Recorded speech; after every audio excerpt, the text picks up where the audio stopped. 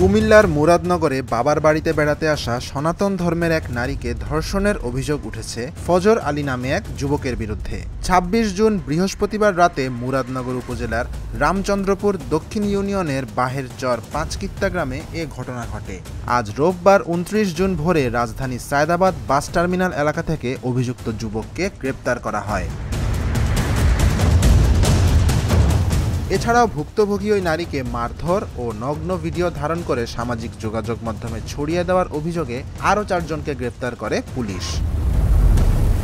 ঘটনার সময় আশেপাশের লোকজন ঘটনাস্থলে এসে ভুক্তভোগী নারীকে বিবস্ত্র অবস্থায় দেখে জোরপূর্বক তার ভিডিও ধারণ করে এবং শনিবার রাতে তা সামাজিক যোগাযোগ মাধ্যমে ছড়িয়ে দেয়। এ সময় ফজর আলী পালিয়ে যায়। ঘটনার পরদিন শুক্রবার বিকেলে সেই নারী বাদী হয়ে মুরাদনগর থানায় ধর্ষণ মামলা করেছেন। তার স্বামী গত ৫ বছর ধরে প্রবাসে রয়েছেন এবং তাদের ২টি সন্তান রয়েছে। সামাজিক মাধ্যমে ঘটনা নিয়ে বিভিন্ন পক্ষ দাঁড়িয়ে গেছে। অপরাধের চেয়ে বেশি আলোচনা হচ্ছে ধর্ষক ও তার সহযোগীরা কোন দলের হয়ে রাজনীতি করেন তা নিয়ে। কেউ বলছেন অপরাধী আওয়ামী লীগ করেন, কেউ বা বলছেন তিনি বিএনপি করেন। এমনকি স্থানীয় সরকার উপদেষ্টা আসিফ মাহমুদ সজীব ভূঁইয়াও এই ধর্ষণের ঘটনায় আওয়ামী লীগের সন্ত্রাসীদের আশ্রয় প্রশ্রয়দাতাদের দায়ী করেছেন। ঘটনার প্রতিবাদে গতকাল ঢাকা বিশ্ববিদ্যালয়ে জগন্নাথ হলের ছাত্ররা মিছিল করেছে। আরও প্রতিবাদ আসছে বিভিন্ন মাধ্যমে। বলা হচ্ছে রাষ্ট্রের নিষ্ক্রিয়তার সুযোগে নারীদের উপর সহিংসতা উদ্বেগজনক হারে বেড়ে গেছে। কয়েকদিন আগে বরিশালের লঞ্চে নারীদের প্রকাশ্যে লাঞ্ছিত করা হয়েছে।